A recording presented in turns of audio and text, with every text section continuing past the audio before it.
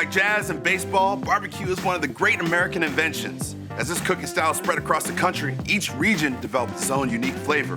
While Kansas City, Memphis, and Texas usually grab the headlines, other regions have equally rich histories and tastes. So we're going off the beaten path to check out North and South Carolina. These two states have one of the great American cooking rivalries. Now fire up that grill, because it's time for Barbecue in America. Brought to you by Kingsford. Hey, I'm Dhani Jones. Now, if you're watching this, you're probably a big fan of barbecue, like me. And if you really want to kick your barbecue up a notch or two, you got to go straight to the barbecue Pitmasters. So I went to Lexington, North Carolina to get down and dirty with these gurus of the grill. Take a look at my trip.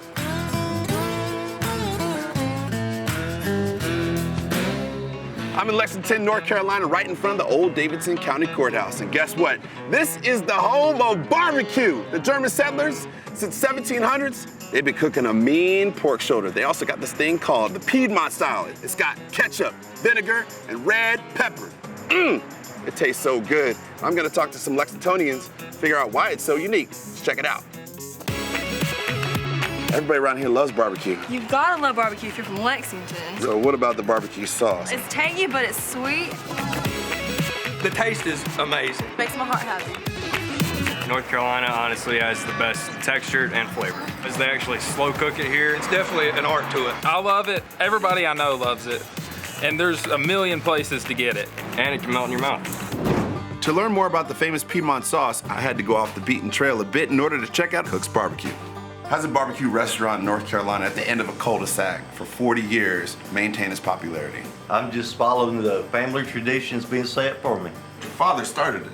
Yeah, he did, but he started it in the side yard, cooking on pit, and he had to come over here and turn this into a building in order to please the inspector. Give me the background of where the hickory and North Carolina barbecue came to be. Well, I heard that there was a big hog farmer and his barn was made out of hickory and oak. And whenever his hog barn caught on fire, it put off a really good smell.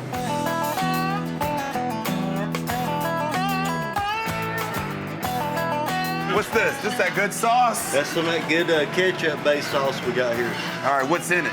It's got a little salt, it's got black pepper, it's got crushed red pepper, ground red pepper, vinegar, ketchup, water, and sugar. Now, how much, I'm not gonna tell you. Man, all right.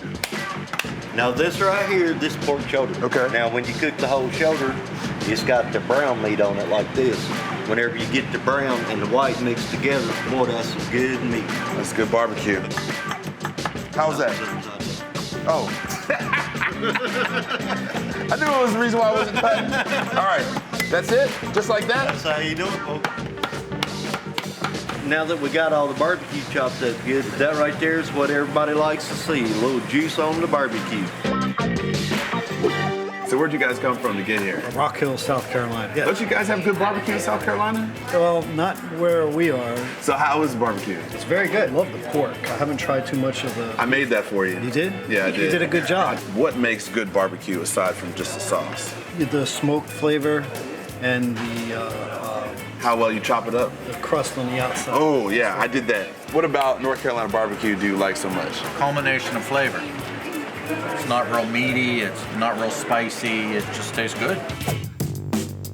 I'm at the Lexington City Hall catching up with the mayor. He's gonna tell us about a recent barbecue discovery. These are historic pits. They've been here for a long time, and we just discovered them recently when we were going through a renovation of City Hall. We have one barbecue restaurant for every 1,000 citizens, and that per capita ratio trumps anyone in the nation. And what's the economy been since barbecue? Has it changed over time? Barbecue has always been a constant for us, and now we're leveraging that history, not unlike these pits that we've got here. You know, we discovered these pits, and then all of a sudden we found out that these were the historic pits for Beck's Barbecue, and Beck's Barbecue was the first bricks and mortar barbecue restaurant in the city of Lexington. Before that, they actually cooked on what was called court days, and when you have the circuit court judge would go around from county to county, and during that time, Sid Weaver actually was cooking barbecue out in pits, just in the alley right out here. And so Beck's Barbecue built a bricks and mortar restaurant for folks to come in and sit down and actually have a nice barbecue sandwich. So it seems like Beck's Barbecue really set the stage for how to make barbecue, but also how to design it in order to make the best barbecue. If you walked into a Lexington restaurant today, it is this exact same style, and they've been doing it for well over 100 years.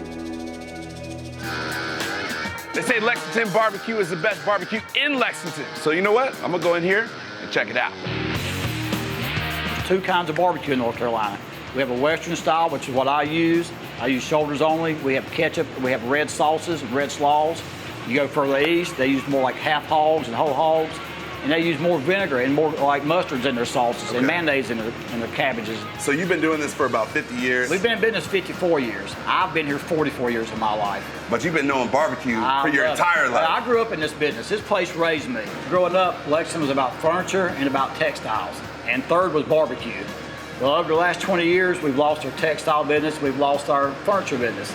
So we've had to step it up a little bit and let barbecue kind of fill those slots and bring in the people in our town. Today, I'm cooking 60 shoulders. That's 1,200 pounds of meat.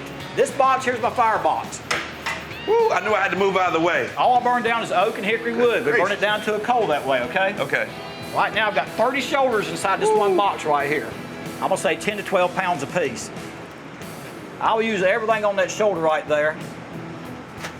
Right here, except for the bone in that thing. All the coals go down here, and you know heat rises. That's why I have that cardboard. The heat will rise, hit that cardboard, and roll back around. And that keeps the temperature in there constant. I like to cook at about 275 degrees. I mean, how are you gonna know exactly when the pork shoulder is done? Well, they draw up, see that shoulder blade here, there's a bone right here. When they draw up about 1 inch, that's a good sign they're about ready. I can look underneath here and tell what's going on here. You still like a little fat left in there and all. Right. I'd also know how to place that fork in there and how tender it's supposed to be and how it's supposed to pull out and everything. All these shoulders are ready to use right now.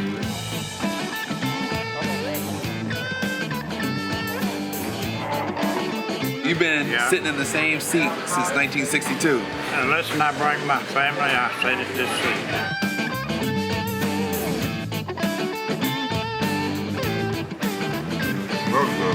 It's the best barbecue there is. Us country folks say it's good. I can't do that lip thing. It's good. How do I do that? Is that how I do it? Try to say it to him. Good. Wow. Now that was an amazing and tasty trip to North Carolina. And now that I'm back, I'm putting what I learned to the test, trying to make my own Lexington-style barbecue pork shoulder. Let's see how it turned out.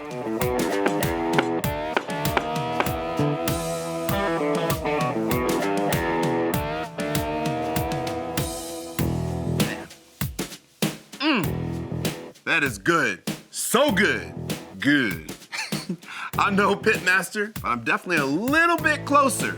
So join us next time when we check out the other half of this great American barbecue rivalry, South Carolina. Thanks for watching Barbecue in America, brought to you by Kingsford.